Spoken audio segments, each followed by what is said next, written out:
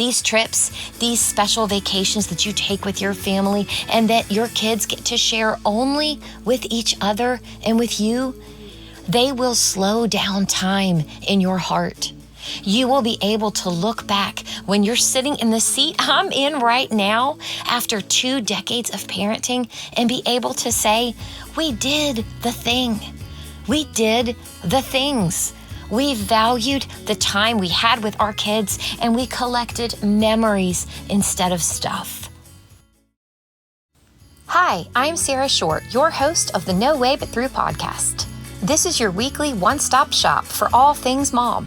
How to parent through those exhausting days with your little ones, how to be intentional and connected with your big kids, and how to embrace what truly matters and let go of the rest. From life with a newborn to toddlers to teenagers and everything in between, I'll teach you foundational and practical strategies on how to walk through every season of motherhood with courage and creativity, all while prioritizing your relationships with your kids in a home life where all of you can thrive. My Nana once told me, there's no way but through. Turns out she was right in life and in motherhood. So come along with me as we become better moms together. This is the No Way But Through podcast. Hey y'all, welcome back to the No Way But Through podcast. I'm your host, Sarah Short, and I'm thrilled that you're here with me today as we learn how to be better moms, more intentional moms, and even for you dads that are here too. I am so glad you're here because this really is a place for all of us just to become more intentional parents. Y'all, I tell people all the time that I have the best listeners. I absolutely love the messages that you send me on Instagram. I love the emails that I get from you, the ways that you encourage me. And I just want to encourage you and ask you today that if you have not left a review over on Apple Podcasts for me, I would absolutely love it. That if you've been loving this podcast for the last 2 years, these last 4 seasons, it would mean so much to me if you would go over to Apple Podcasts and leave a review. Now, y'all didn't see today's title coming, did you? When I told Jason that I was going to record this episode, I told him that it had to be titled Poop in the Lobby. And I will get to that in just a minute, but I've been working on today's episode for the last few weeks. I could really say I've been working on this episode for the last 20 years. Because today I'm going to share with you the very best family travel tips we've got. If you've been around here for the last couple of years that I've been hosting this podcast, then you know that my family does a whole lot of traveling together. One of the core values in my family is experiences over stuff. We love to travel and go to fun places and do fun things together as a family. And we spend our money more on collecting experiences together as a family than collecting things that will end up in a landfill one day. So much of the collection of my photos and videos that I have from the last 20 years that I've been a mom are of our family taking trips together, going on adventures and exploring new places. And over that 20 years, with big wins and some big losses, Jason and I have learned how to travel really well with our family.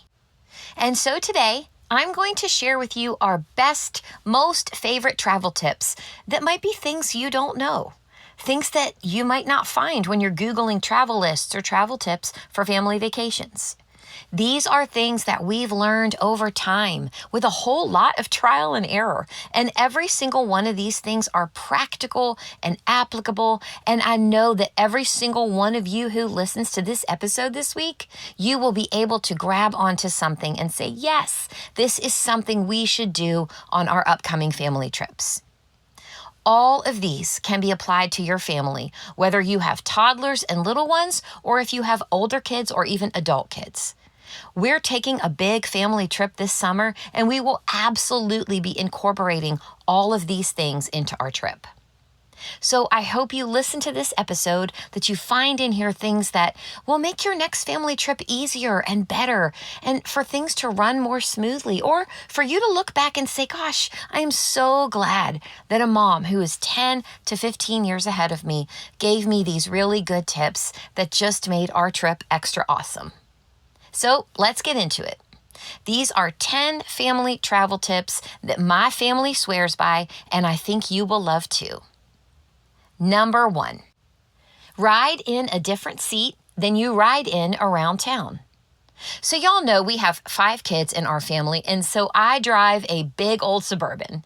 For many years, I drove a minivan, and we had car seats in multiple seats in our car, and everybody basically had their seat. Dad and mom in the front and 5 kids in the back. And whenever we went places, everyone knew what their seat was, where their car seat was. As my kids got older, they pretty much still rode in the same seat to school or to church or around town, wherever we were going. And then as our kids graduated completely out of car seats, that really remained the same. Everyone just kind of knew what their seat was. Well, one of the things that we always do on vacation is we switch up where everyone sits. Why? Because it adds just this little extra element of special to be in a different car seat on the road trip, a different window to look out, a different vantage point when you're looking up at mom and dad, sitting next to a sibling that you don't usually sit next to, getting to sit in the middle row instead of the back row. For our kids, riding in a different seat when we take a road trip has always just been fun and special for them. And instead of it feeling like this dreaded trip that was really just a very long version of what they do all the time around town, it made a difference. It switched things up. When they were little, it only took a couple of minutes to swap a car seat to another side of the car or slide a booster seat down a couple of seats. But those couple of minutes of switching things up before we left just made the road trip feel new and special and different. And frankly, it made it more enjoyable for everybody. So let your kids ride in a different seat than they ride in around town on the regular when you go on your trips and vacations this summer. I think you'll really love it. Number 2, play some car games. Long road trips to the beach or to Florida or up north or out west or wherever you're going can feel really long and monotonous and boring, not just for the kids, but for the parents too. So before we leave on a trip, even now with our older kids, we make sure our favorite car game is in the car. It's called Rubberneckers, and you can get it on Amazon or anywhere that sells board games. It's a combination of I Spy and some other car games, and you compete against the other passengers in the car. My kids love this game, and we've been playing it for years, and it still hasn't gotten old, even to our older kids. Now that our kids are a little bit older, though, one of us will often pull up trivia questions on our phone and ask the rest of the car the trivia questions. We're really into sports, so sometimes we'll do football trivia or basketball trivia, ESPN trivia, Olympic trivia, or we will do Baltimore sports trivia because my family is from Baltimore and we're really into the Baltimore Ravens and the Orioles. There are endless websites that have trivia questions that you can ask and then click show us the answer and the answer pops up.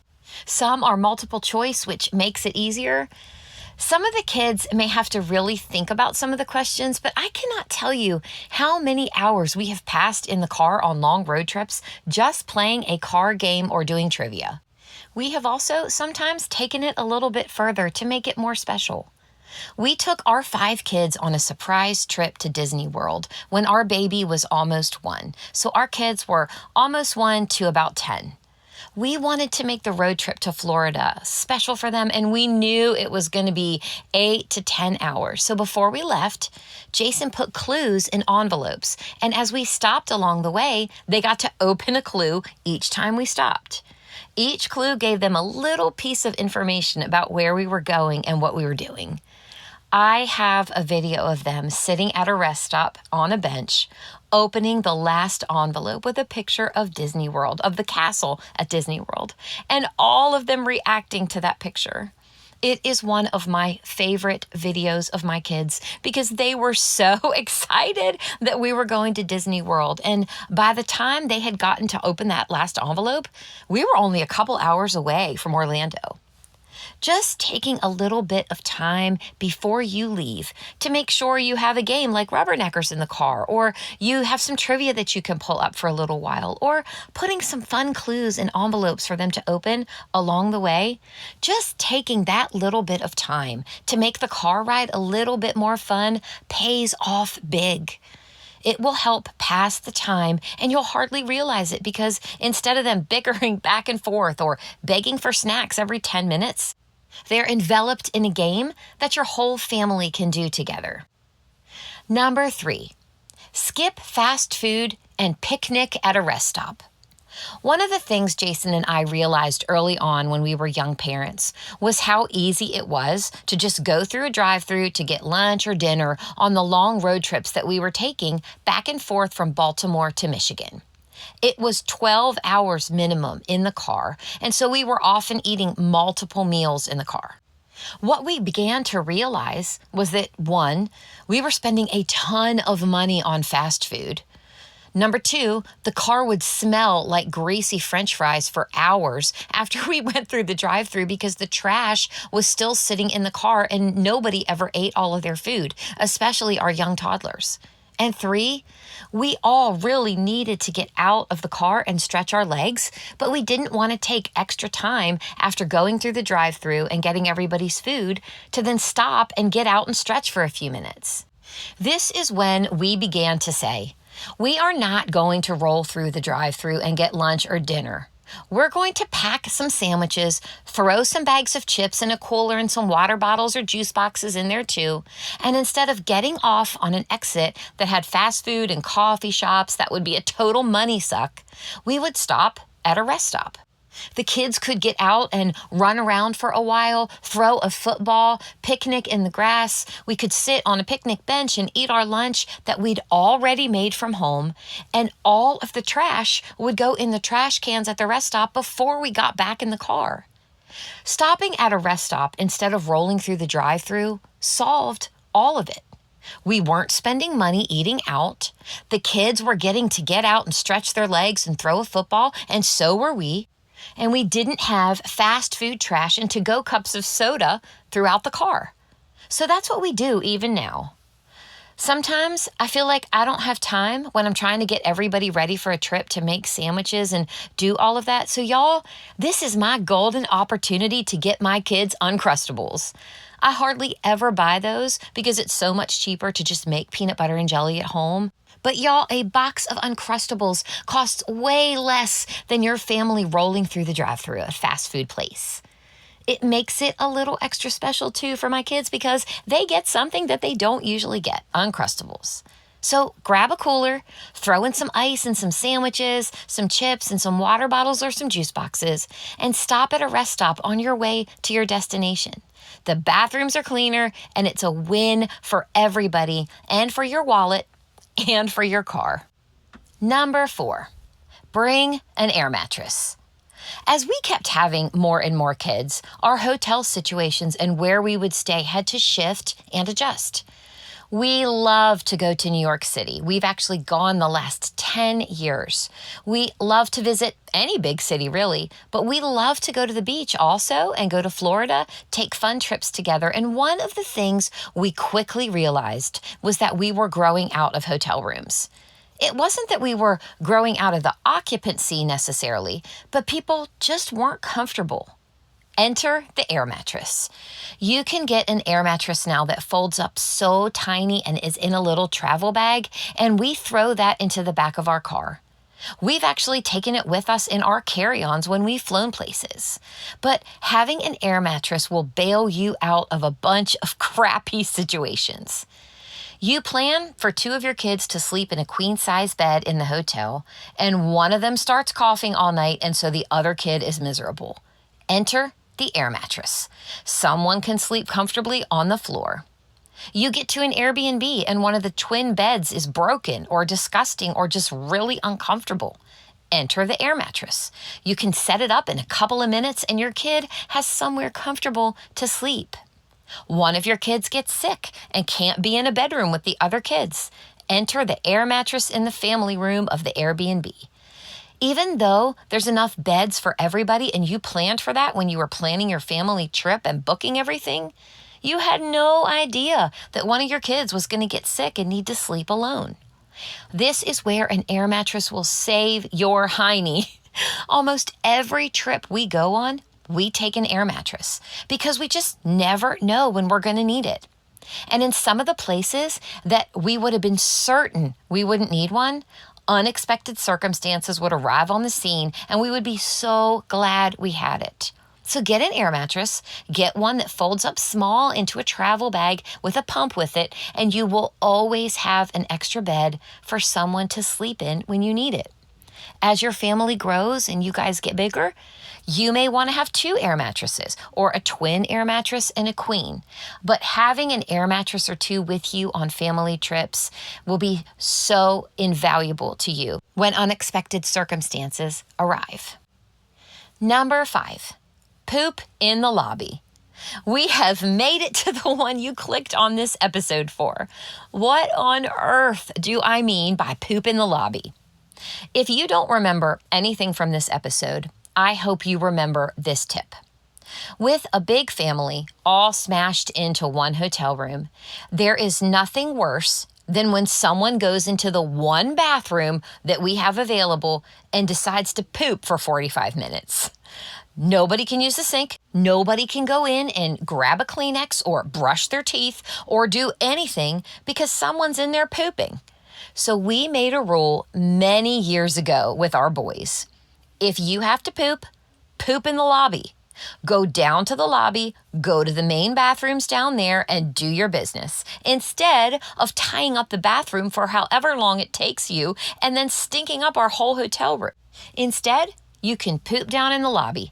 There's hardly anyone ever down there in those bathrooms. You can take as long as you need, wash your hands, and then come back up to our room or head out to the pool or out to the beach or out into New York City with the rest of us. Pooping in the lobby is a great way to serve your family.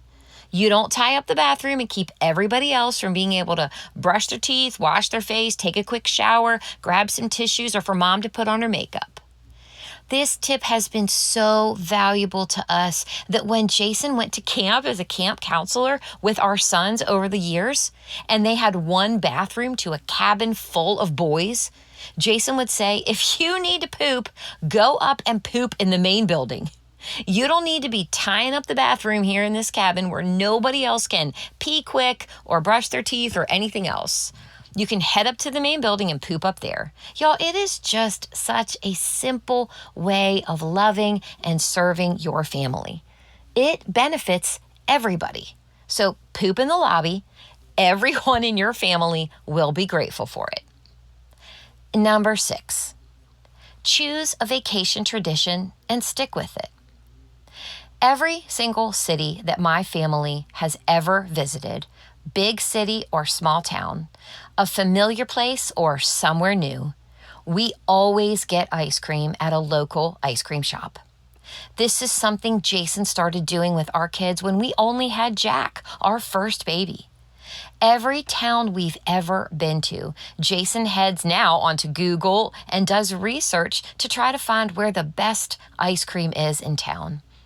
I now have pictures of my kids all over the eastern United States with ice cream dripping down to their elbows on benches and sidewalks and curbs and inside ice cream shops all over the place. It's been a tradition that has bonded our family in a really special way. We've always gotten ice cream together. They always ask us, where are we getting ice cream on this trip? Do you know yet? And the only people that have ever gone to all those ice cream shops together has been us, our family, our kids with their siblings. It's been such a bonding and special thing for our family, and it's been so easy to do. Everywhere has ice cream. You may want to pick a different tradition. Maybe you want to find the best pizza place everywhere you visit, or get an ornament for your Christmas tree everywhere you visit, or some other token to remember it as a family. But Just choose something. Choose something that is a consistent thread that goes throughout your vacations, where at the end of your kids' time of living at home with you, you have this really long string of memories of doing something very specific and special in all of the different places that you visited together as a family, and it connects all of you together. Choose a vacation tradition and stick with it. You will be so glad you did this. And let me just say this quick here. It is never too late to start. If you have older kids, start now. You can start making these bonding memories now. Number 7, look for free activities. You get what you pay for is a model we use a lot in life, right? But on vacation with your family, the cool free things are often the best things. Why? Because the higher the cost, the higher the expectation. If you've spent hundreds or even thousands of dollars on an activity for your family, you are banking literally on them really loving it, on everyone getting along, on it not being too hot or too cold, on no one being sick, on dad not being in a bad mood, or mom not being premenstrual, or any other litany of things that might go wrong when you spend a whole lot of money on an excursion or an expensive activity on vacation. But if you've been a parent any time at all, you know things can go haywire at any time, right? We can never predict when circumstances are going to get bananas or when our kids are just going to be squabbling nonstop. If you look for the free activities when you're going somewhere together, whether it's in a big city or a small town, the beach, the mountains, or even if you're traveling overseas, the free cost comes with lower expectations. So everybody fought. Well, glad it was free. Johnny barfed the whole time. Well, I'm sure glad we didn't pay for anything. It was blazing hot and everyone was miserable. Gosh, are we glad we didn't pay for a walking tour around town? We have a big family over here. There are 7 of us. And now that we have older kids and we just can't spend an unlimited amount of money when we go on vacation or a trip or pay for everybody to do all of these expensive activities, we have found that over the last 2 decades of traveling together as a family, that some of the best memories we've made have been doing free things. My kids will tell you that one of their favorite memories of going to the beach as a family is that Jason takes each of them individually out one early morning while we're at the beach to collect shells. Just them and Dad, one-on-one. Walking down the beach, talking and collecting shells. They all still talk about how much that meant to them and how special those memories are. Jason does too. We have walked miles and miles, hundreds of thousands of steps around New York City over the years and not spent anything. So much in New York City is free. Playing in Central Park, walking down Fifth Avenue and looking at the window displays, taking in the sights of Times Square, walking around the 9/11 Memorial. You don't have to spend a ton of money to have a meaningful family vacation, no matter where you go. Are there times when it's fun and awesome to splurge on something? Of course. We took our kids to a Broadway show a few years ago and they still talk about it. And it was an investment of our time and of our money. But almost everything else we did on that trip to New York City was free. Lower cost, lower expectation. Higher cost, big expectations. And with a family, and especially for those of you with really young children, you never know how things are going to go. So look for the free things, research them, find out what they are. Sometimes they are the best things. Number 8, know your family. Y'all, there is an unlimited amount of information we can collect from online or from friends who have gone on trips. We see friends taking trips places. We see influencers on social media taking trips. We get targeted ads on social media that come our way, y'all. There is just an unlimited amount of places you can go and things that you can do with your family. And one of the most important things that you can do, whether researching a trip or talking to friends about where they're going, or someone in your friend group comes to you and says, hey, we went here. It's so awesome. Here's what we did. You need to do this with your family. Y'all, you need to know your family. What was really awesome for your friends might be the worst idea for your family. What delighted their kids and delighted their family might be miserable for your kids. I cannot tell you how many times I've been talking with a friend who has gotten a recommendation to go somewhere on a trip with their family from another friend, and it's been a disaster because their families are different and don't enjoy the same kinds of activities. Many years ago, one of my friends was telling me that they were going to visit a city, and a friend of theirs had visited the same city with her family and done a bike tour together with them and their kids. And they loved it. So my friend and her family went to the same city. When they did that, they booked a bike tour. And y'all, they were miserable. It was boiling hot when they took their tour, so they were all sweating to death. None of their kids really liked to bike. Her husband doesn't like to bike. She doesn't like to bike. And they all kept having to stop because their kids were complaining so much and absolutely miserable. She told me, I knew we shouldn't have done this. Like, why did I book a bike tour for my family? Like, I should have known this was not a good idea. We're not bikers. We don't enjoy this kind of thing. And I think I just heard the suggestion and heard my friend talking about how awesome it was for her family. And so I booked it. Her friend's family had an amazing time on their bike tour, and she was so gracious and good to share that with my friend. But y'all, you have to know your family.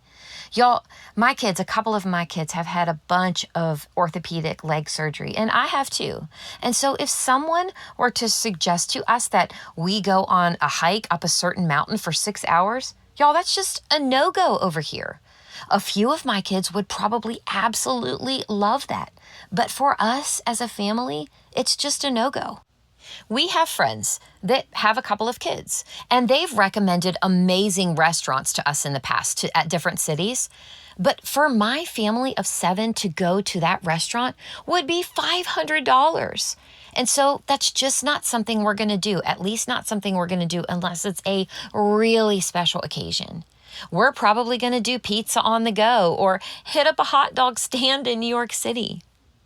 My kids, though, they love to go to sports activities. They love to go to NFL games and Major League Baseball games. And so that's something that we do splurge on.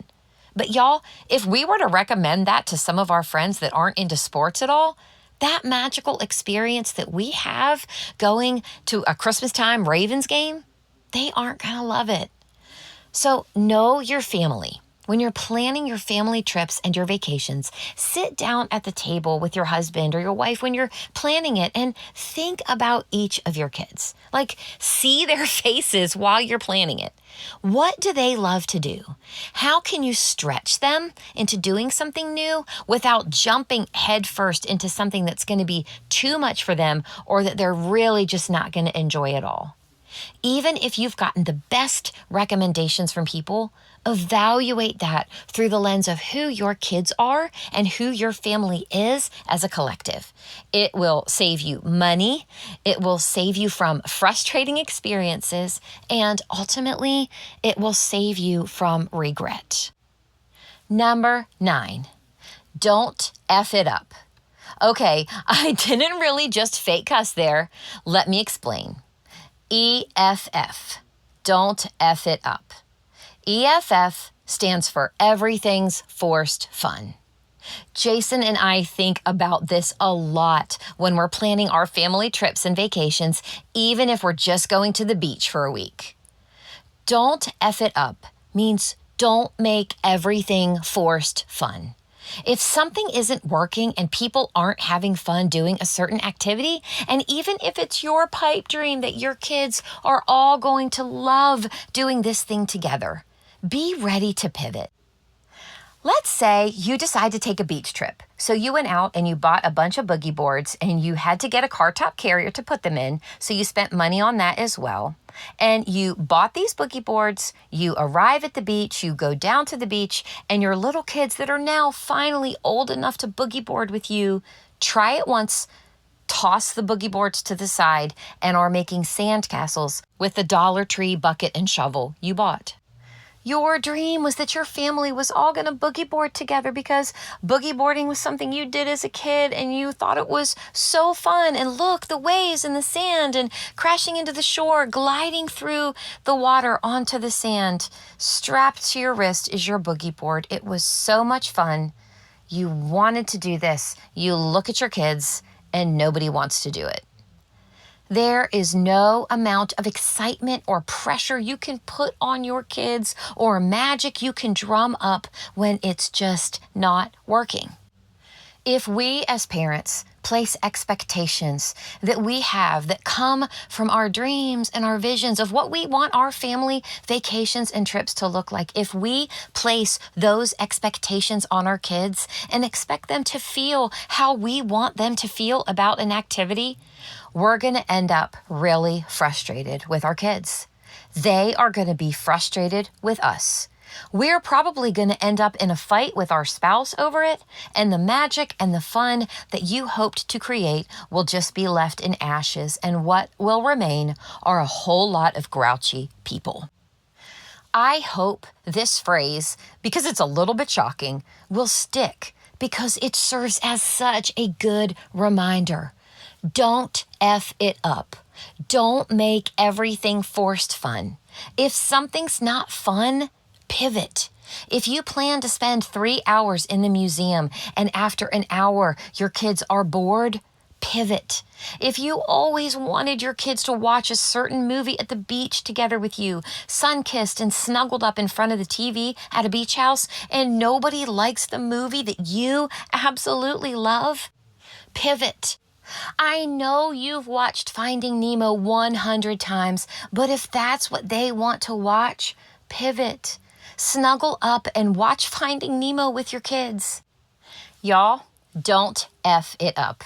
I hope you remember this one because it will serve you so well. It will serve your entire family so well.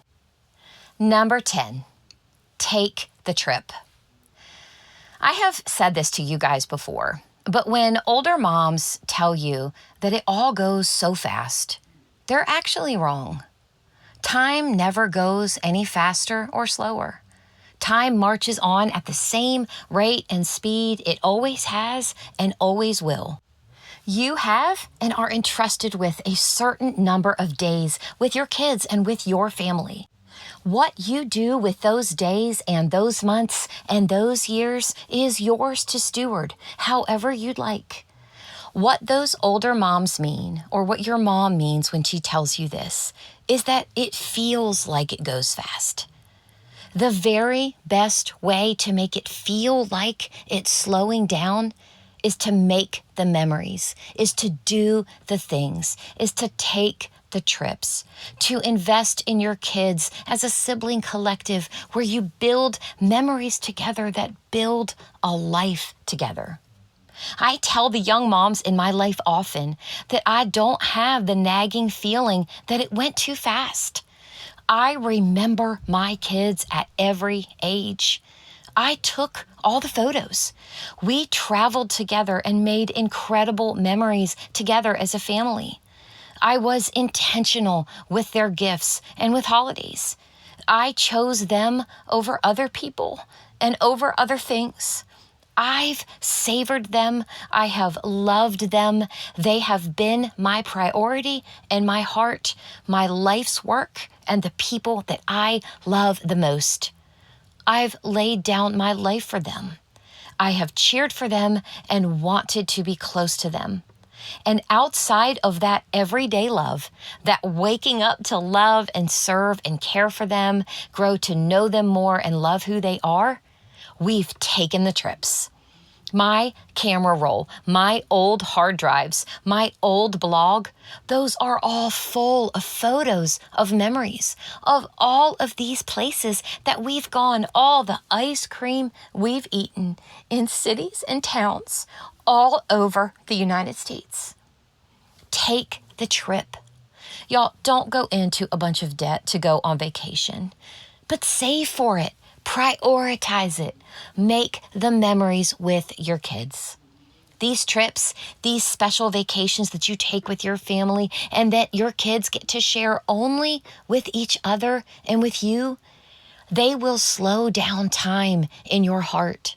You will be able to look back when you're sitting in the seat I'm in right now after 2 decades of parenting and be able to say, we did the thing. We did the things. We valued the time we had with our kids and we collected memories instead of stuff. Time, it never changes. It marches on. But you can slow it down in your heart by cherishing and valuing and prioritizing the time you have with your kids. And that includes the special trips and vacations you take that you share with one another. So let's see if I can summarize this real quick here. Number 1, ride in a different seat than you ride around town in. Number 2, take some card games or play trivia. That'll help the time go by and it'll be fun too.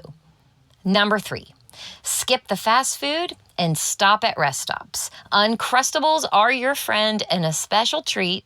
You won't have any trash in the car, you'll save money, and your car won't smell like an old McDonald's cheeseburger. Number 4, bring an air mattress. Number 5, poop in the lobby.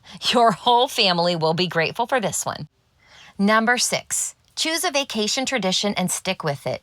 You can have ours. Get ice cream everywhere you go. Number 7, look for free activities. The higher the cost, the higher the expectation. The cool, free things are often the best things. Number 8, know your family. Use that lens when you're evaluating recommendations from friends or from the stuff you find online. Number 9, don't F it up. EFF. Everything is forced fun. Be ready to pivot. If something's not working, that's okay. Just don't F it up. And number 10, take the trip. Do the research, talk to your friends, save your money. You can't slow down time, y'all, but the trips help slow it down in your heart. Collect memories instead of stuff. I hope these are helpful for y'all. I hope that you find at least a couple of these that you will grab onto and they'll transform your family trips and vacations. It is such an honor to get to come on here and share these with you guys. This episode was 20 years in the making, and I hope that it challenges you and blesses you and encourages you as you plan your family trips and vacations going forward. I love you guys, as always. So grateful to be the mom just a little bit ahead of you who looks back and remembers where you are and wants to be your biggest cheerleader. See y'all next time on the No Way But Through podcast. You've just listened to another episode of the No Way But Through podcast. If you want to connect with other like-minded moms and join our growing online community, head on over to Instagram and follow along with us at No Way But Through. You can always reach me over there throughout the week. And if you'd like to financially support this podcast, there's a link at the bottom of every episode where you can do just that.